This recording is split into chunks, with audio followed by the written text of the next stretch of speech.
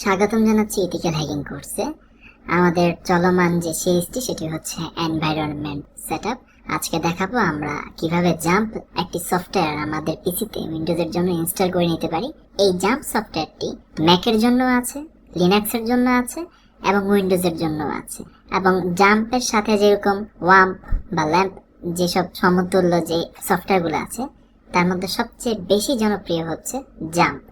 এটা শুধুমাত্র আমার ক্ষেত্রে জনপ্রিয় না বা আপনার ক্ষেত্রে জনপ্রিয় না, পুরো বিশ্বব্যাপী কিন্তু এটা খুবই জনপ্রিয়। আপনারা গুগলে সার্চ করে এটা র্যাঙ্কিং বা এটা সমতুল্যদের সাথে তুলনা করে নিয়ে দেখতে পারেন। তো এই সফটওয়্যারটি ইনস্টল করার মাধ্যমে আমরা কি করতে পারি সেটা হচ্ছে প্রশ্ন। It's very simple. এই সফটওয়্যারটি ইনস্টল করার মাধ্যমে আমরা আমাদের যে কোনো পিএসপি সাইটকে আমরা আমাদের উইন্ডোজ যে অপারেটিং সিস্টেমটি বা আমাদের যে লোকাল পিসিটি সেই লোকাল পিসিতে আমরা রান করাতে পারি। জেনারেলি পিএসপি এমন একটা ল্যাঙ্গুয়েজ যে ল্যাঙ্গুয়েজটি সার্ভার ছাড়া কিন্তু চলে না। তো এই সার্ভারটা চালাতে হলে আমাদের কিন্তু দরকার ডোমেন এবং হোস্টিং, মানে cPanel। তো দেখবেন যে যারা ডোমেন কিনে, হোস্টিং কিনে, তারা হচ্ছে আপনার ফাইল ম্যানেজারের মধ্যে পাবলিক আন্ডারস্কোর HTML এর ভিতরে তাদের সকল পিএসপি কোডগুলো রাখে। তাদের ওয়েবসাইটের যত ফাইল আছে, প্রোগ্রাম আছে সবগুলো এখানে রাখলে আমরা দেখা যায় যে something.com, facebook.com, google.com গেলে আমরা ওই সাইটের যে আউটপুটটা সেটা কিন্তু দেখতে পাই। কিন্তু বেসিক্যালি আপনি একটা পিএসপি কোড আপনার পিসিতে রান করান, আপনি পারবেন না, এটা কোনোভাবে আপনাকে আউটপুট দিবে না। তো সেই আউটপুটটা দেওয়ার জন্য একটি সার্ভার দরকার, আর সেই সার্ভারটি আপনাকে প্রোভাইড করছে এই জাম্প নামক এই সফটওয়্যারটি। এটি শুধুমাত্র যে পিএসপি কোড রান করানোর জন্য সার্ভার প্রোভাইড করে তা কিন্তু না, আমরা এখানে ডাটাবেজও কিন্তু ক্রিয়েট করতে পারি। ওয়ার্ডপ্রেস, ড্রুপাল, জুমলা সহ আরো যত প্রকারের আপনার সিএমএস আছে, মানে কন্টেন্ট ম্যানেজমেন্ট সিস্টেম, এই প্রত্যেকটা কিন্তু আমরা এখানে রান করাতে পারি। ধরুন কোনো একটা কাজ আপনি হোস্টিং এ রাখবেন, যেমন মনে করুন যে একটা পিএসপি সাইট আপনি বানালেন, কিন্তু সাইট কখন আপনি বানাবেন? আগে আপনি সাইটটা বানাবেন, তারপরে তো আপনি হোস্ট করবেন। এমন তো না যে আগে আপনি ডোমেন হোস্টিং কিনে ফেললেন কোনো একটা কোম্পানির কাছ থেকে, তারপরে আপনি সেটা কোড তৈরি করে আবার বানাবেন। তখন আপনার দেখা যায় 6 মাস 7 মাস চলে গেল বা 1-2 বছর চলে গেল একটা সাইট তৈরি করতে। আবার দেখা যায় কোনো ক্ষেত্রে 2-3 মাস চলে গেল। তো এটা তো আপনার ডোমেন হোস্টিং এর জন্য সময়টা লস।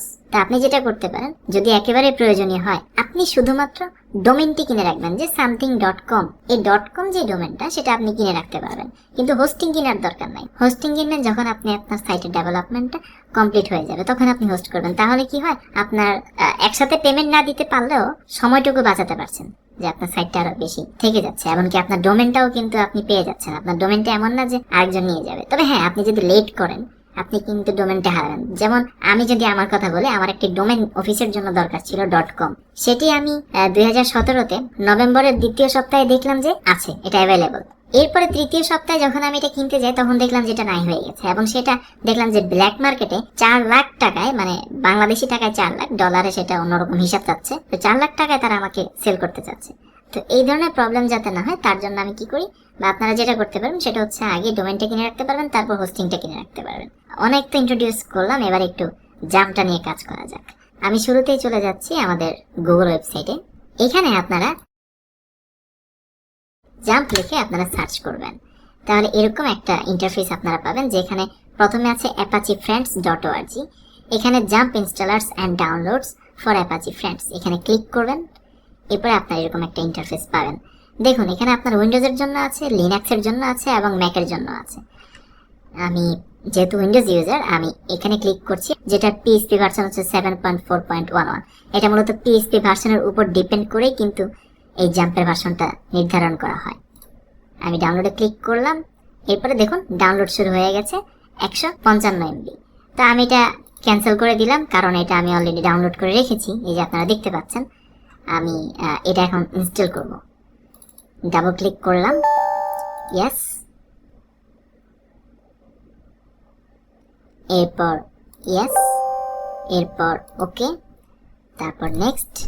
এখানে যা আছে সবগুলো আপনারা টিকমার্ক দিয়ে দিবেন। যদি কোনোটা না দেওয়া থাকে তাহলে অবশ্যই টিকমার্ক দিয়ে দিবেন, কারণ হ্যাকিং এর জন্য আমাদের কখন কোনটা লাগে আমরা নিজেরাও জানি না। এমন হতে পারে যে কোনো মুহূর্তে আমরা পার্লের কোনো একটা সফটওয়্যার ইউজ করতে যাচ্ছি, ওপেন সোর্স, সেক্ষেত্রে আমাদের তো পার্ল লাগবেই। এরপর নেক্সট, এরপর এখানে সি ড্রাইভের আন্ডারে জাম্প, যেটা প্রোগ্রাম ফাইলসের বাইরে, এই পার্টটা আপনারা চেঞ্জ করার দরকার নাই। আপনারা চাইলে চেঞ্জ করে নিতে পারেন, আপনারা ডি ড্রাইভ দিতে পারেন, কিন্তু ফোল্ডারের ভিতরে ফোল্ডার এরকম নেস্টেড করার দরকার নাই। এরপর নেক্সট, তারপর এটা ইংলিশ থাকবে নেক্সট, এরপর এই টিকমার্কটা উঠিয়ে দিবেন, আমাদের আর দরকার না রিড করার। নেক্সট নেক্সট, এখন ইনস্টল হচ্ছে, একটু সময় লাগবে, আপনারা ধৈর্য সহকারে অপেক্ষা করুন। আমাদের ইনস্টলেশন পর্যায়টি প্রায় শেষ পর্যায়ে চলে এসেছে। এরপর আমরা ফিনিশ দিব, এখানে একটি কন্ট্রোল সেন্টার ওপেন হবে, আমরা দেখতে পাবো যে জাম্পটি আসলে কেমন। ফিনিশ দিলাম, এবার এরকম একটি জাম্প ওপেন হলো। আমি এটা মাঝে নিয়ে আসলাম, এটার ভার্সন হচ্ছে 3.2.4 আর পিএইচপি ভার্সন তো আমি আগে দেখিয়ে দিয়েছি। তো এখানে অ্যাপাচি আছে, মাইস্কুয়েল আছে, ফাইলজিল্লা আছে, মার্কারি আছে এবং টমক্যাট আছে। এইগুলো আমরা যখন কাজ করব তখন যখন যেটা লাগবে আমাদের সেটা এনাবল করে নিব। তবে বেসিক্যালি আমরা দুইটা জিনিস নিয়ে সবসময় কাজ করব, সেটা হচ্ছে অ্যাপাচি এবং মাইস্কুয়েল। আমি যখন অ্যাপাচি স্টার্ট করব তখন অ্যাপাচি আমাদের হচ্ছে পিএইচপি যে এনভায়রনমেন্টটা সেটার জন্য স্টার্ট হয়ে যাবে, এবং মাইস্কুয়েল এটা স্টার্ট করলে দেখুন এটাও স্টার্ট হয়ে গেছে, এবং নিচে কিন্তু প্রত্যেকটা আপনার স্ট্যাটাস দেখাচ্ছে যে কখন কোনটা স্টার্ট হলো, কখন কোনটা স্টপ হলো, বা আপনি কি করলেন না করলেন প্রত্যেকটা কিন্তু দেখাচ্ছে। এখন এটা তো কন্ট্রোল সেন্টার, তাহলে আমরা ওয়েবসাইটের যে এনভায়রনমেন্টটা সেটা পাচ্ছি কিভাবে? এটা খুবই সিম্পল, আমরা ব্রাউজারে যাই, এবার এখানে লোকাল হোস্ট এটা লিখে আমি যখন এন্টার করব দেখুন সাথে সাথে চলে এসেছে আমাদের এই এনভায়রনমেন্টটি, সেটা হচ্ছে দেখুন ড্যাশবোর্ড। এবার আমি যদি এটা অফ করে দেই অ্যাপাচিটা, এবার আমি এটা রিলোড দিলাম, দেখুন এখন আর পাবে না, সে ঘুরছে কিন্তু পাচ্ছে না, এবং এখানে সে কিন্তু একটি এরর চলে আসছে যে এরকম কোনো পেজ পাওয়া যায়নি। আমি যদি এটা স্টার্ট করে দেই, এবার আমি রিলোড দিলাম, দেখুন সাথে সাথে চলে আসছে, এবং এখানে আমরা কি কি পাচ্ছি? অ্যাপাচি, মারিয়াডিবি, পিএইচপি এবং পার্ল, এই চারটা প্রোগ্রাম এখানে পাচ্ছি।